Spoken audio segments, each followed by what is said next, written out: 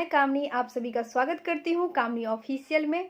तो अभी मैं इंग्लिश पेडागोजी पढ़ रही थी, तो सोची आप लोग से ये वीडियो शेयर करूँ कि इंग्लिश पेडागोजी में हम अच्छे मार्क्स कैसे लाएंगे, कहाँ से हम क्वेश्चन का प्रैक्टिस करेंगे, वो भी फ्री में।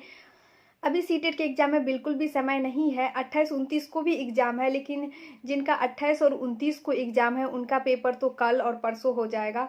लेकिन जिनका उसके बाद है उन सब के लिए है कि आप अभी भी क्वेश्चन प्रैक्टिस करके इंग्लिश में अच्छा स्कोर कर सकते हैं। आपको पता है कि सीटेट में 5 सब्जेक्ट से ही क्वेश्चन आता है और सभी इम्पोर्टेंट है, क्योंकि सभी में 30 मार्क्स रहता है। तो अगर हम सभी सब्जेक्ट पे फोकस करेंगे तभी हमारा अच्छा स्कोर आएगा, अच्छा मार्क्स आएगा।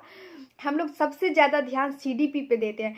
सीडीपी, ईवीएस इस सब का तैयारी तो अच्छे से कर लेते हैं, लेकिन इंग्लिश पेडागोजी की तैयारी अच्छे से नहीं कर पाती और इंग्लिश में हमारा मार्क्स कम आ जाता है। तो इंग्लिश में क्या होता है कि हम तो थ्योरी पढ़ लेते हैं, लेकिन क्वेश्चन का प्रैक्टिस बहुत कम करते हैं। अगर हम क्वेश्चन का प्रैक्टिस नहीं करेंगे तो एग्जामिनर करता क्या है कि एक ही क्वेश्चन को अलग अलग तरीके से पूछता है और एग्ज़ाम में जाकर के हम लोग कंफ्यूज हो जाते हैं कि कौन सा आंसर होगा। लेकिन अगर हम ज़्यादा क्वेश्चन का प्रैक्टिस करके अभी से रखेंगे तो एग्ज़ाम में हम किसी भी तरह का एग्जामिनर क्वेश्चन बनाएगा, हम वहाँ कंफ्यूज नहीं होंगे। तो थ्योरी के साथ साथ हमें क्वेश्चन का बहुत ज़्यादा प्रैक्टिस करना है। जब मैं फर्स्ट बार सीटेट का एग्ज़ाम दी थी तभी मैं क्वेश्चन का प्रैक्टिस नहीं की थी और सबसे ज़्यादा कम मार्क्स मुझे इंग्लिश में हुआ था। तो इस बार फिर से, वैसे मैं सीटेट क्वालिफाई हूँ लेकिन फिर से मैं सीटेट का एग्ज़ाम दे रही हूँ। तो मैं इस बार बहुत सारा क्वेश्चन का प्रैक्टिस की और मुझे कॉन्फिडेंस अच्छा आया और अब मैं इंग्लिश पेडागोजी का क्वेश्चन सॉल्व करती हूँ तो मेरे से ईजिली सॉल्व हो जाता है। तो मैं आपको बताऊंगी कि आप कहाँ से यूट्यूब पे ज़्यादातर क्वेश्चन का प्रैक्टिस कर सकते हैं अच्छे से। अभी मैं इंग्लिश का अपना नोट्स दिखाती हूँ जो मैं पेडागोजी का बनाई हूँ, और कैसे क्वेश्चन पूछे जाते हैं वो भी आपको दिखाती हूँ। एक दो ही दिखाऊंगी क्योंकि क्वेश्चन तो मैं कॉपी में नोट करके नहीं रखी हूँ, लेकिन एक दो क्वेश्चन नोट करके रखी हूँ। बाकी मैं सभी सब्जेक्ट का नोट्स बहुत पहले बनाई थी, जब मैं सीटेट की तैयारी की थी तभी बनाई थी। बाकी मैं केवीएस की भी अभी प्रिपरेशन कर रही हूँ, तो ज़्यादा ध्यान सीटेट पे नहीं दे रही हूँ, लेकिन ये बहुत ही ज़्यादा मुझे लगा आप लोग को हेल्प करेगा। मुझे भी इससे दिक्कत आई थी फर्स्ट बार एग्जाम में, तो आप लोग को कोई दिक्कत ना हो इसके लिए मैं ये वीडियो आप लोग को शेयर कर रही हूँ।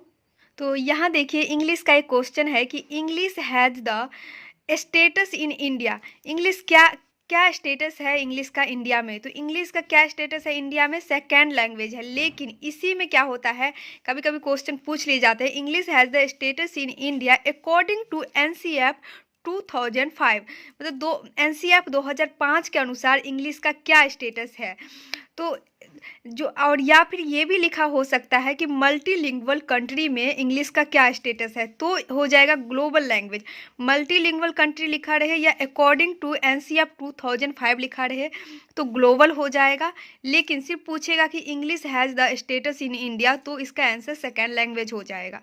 इधर मैं ग्रामर का बनाई हूँ, तो आप लोग अगर ग्रामर नहीं पढ़े हैं तो अभी लास्ट में मत पढ़िए, क्योंकि ग्रामर से बहुत ही कम क्वेश्चन आता है। सिर्फ पेडागोजी पे ध्यान दीजिए। और यहाँ देखिए कैसे हम बच्चे को लैंग्वेज सिखाने का कर्म जो होता है वो LSRW होता है, लिसनिंग, स्पीकिंग, रीडिंग और राइटिंग। और हम बच्चे को जो सिखाएंगे वो simple to complex, known to unknown और कॉन्क्रीट टू एब्स्ट्रैक्ट, ये आपको पेडागोजी में भी बहुत हेल्प करेगा। Direct to indirect, whole to part, इसका हिंदी यही हुआ कि हम सरल से जटिल की तरफ, ज्ञात से अज्ञात की तरफ और अमूर्त से अमूर्त की तरफ बच्चे को सिखाएंगे। और यहाँ पे स्पेसिफिक टू जनरल यानी विशिष्ट से सामान्य की ओर सिखाएंगे। तो बच्चे को हमें होल टू पार्ट मतलब हुआ कि बच्चे को हमें पहले संपूर्ण चीज़ का ज्ञान देना है, उसके बाद टुकड़ों में, पार्ट में ज्ञान देना है। तो ये चीज़ आपको इंग्लिश, हिंदी सभी चीज़ में हेल्प करेगी। तो आप लोग अगर सीटेट की प्रिपरेशन कर रहे हैं, अगर यूट्यूब पे वीडियो खोजते हैं तो हिमांशी मैम के वीडियो तो आप सब देखे ही होंगे, लेकिन वहाँ पे सीडीपी का तो क्वेश्चन का प्रैक्टिस बहुत ज़्यादा होता है। मैं भी हिमांशी मैम का फॉलो की हूँ, बहुत पहले से देखती हूँ। और लेकिन इंग्लिश पेडागोजी का प्रैक्टिस मैम बहुत कम करवाती है। थ्योरी तो बताई है, लेकिन थ्योरी के बाद क्वेश्चन में कंफ्यूजन हो जाता है। तो आप कौन से चैनल से इंग्लिश के क्वेश्चन को, इनफ क्वेश्चन प्रैक्टिस कर सकते हैं? आप बहुत ज़्यादा 400-500 आप 1000 क्वेश्चन का भी वहाँ प्रैक्टिस कर सकते हैं। तो ऐसा यूट्यूब पे कौन सा चैनल है जो फ्री में इंग्लिश पेडागोजी के लिए क्वेश्चन प्रैक्टिस करवाते हैं? तो अभी मैं आपको दिखा रही हूँ। यहाँ देखिए ये शिल्पी द्विवेदी मैम का यूट्यूब चैनल है जहाँ मैम लैंग्वेज सब्जेक्ट का प्रैक्टिस करवाती है। उसमें भी इंग्लिश पेडागोजी का बहुत क्वेश्चनों का मैम प्रैक्टिस करवाई है। एक साथ 80-60 ऐसे करके बहुत क्वेश्चनों का प्रैक्टिस करवाई है। और जब से मैं देखी हूँ मैम का वीडियो मुझे इंग्लिश में काफ़ी कॉन्फिडेंस आने लगा है। तो आप लोग अभी देखिए कि कहाँ से मैं इंग्लिश पेडागोजी का क्वेश्चन का प्रैक्टिस कर रही हूँ। देखिए एग्ज़ाम में बैठने से पहले क्वेश्चन का जितना आप प्रैक्टिस करके जाएंगे वहाँ पे आपको उतना कन्फ्यूजन नहीं रहेगा, क्योंकि अगर हम एग्ज़ाम में बैठते हैं तो वहाँ पे एक अंदर से घबराहट जो कि नेचुरल है, सबको होती है। तो हम थ्योरी तो पढ़े रहते हैं, लेकिन वहाँ पे क्वेश्चन अगर एग्जामिनर घुमा के पूछ दिया तो हम कंफ्यूज हो जाते हैं, सही की जगह गलत आंसर लगा के आ जाते हैं, हमारा मार्क्स कम हो जाता है। लेकिन अगर आप क्वेश्चन बहुत ज़्यादा प्रैक्टिस करके गए हैं सभी सब्जेक्ट का तो आपका मार्क्स अच्छा आएगा। तो आई होप आप लोग को ये इन्फॉर्मेशन अच्छा लगा तो वीडियो को लाइक कीजिए। और किसी भी टीचिंग एग्ज़ाम, चाहे आप सीटेट केवीएस किसी की भी तैयारी करते हैं तो मेरे चैनल को सब्सक्राइब कीजिए। इस चैनल पर मैं भी अभी टीचिंग एग्ज़ाम की प्रिपरेशन कर रही हूँ। मेरा सीटेट क्वालिफाई है तो मैं केवीएस की तैयारी कर रही हूँ, साथ ही साथ मैं इस बार सीटेट का भी एग्ज़ाम दे रही हूँ।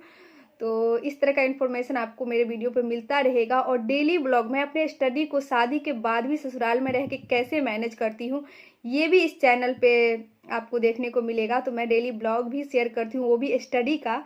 तो जो भी हाउसवाइफ है वो तो ज़रूर चैनल को सब्सक्राइब कीजिए। मिलते हैं कल एक नेक्स्ट ब्लॉग में।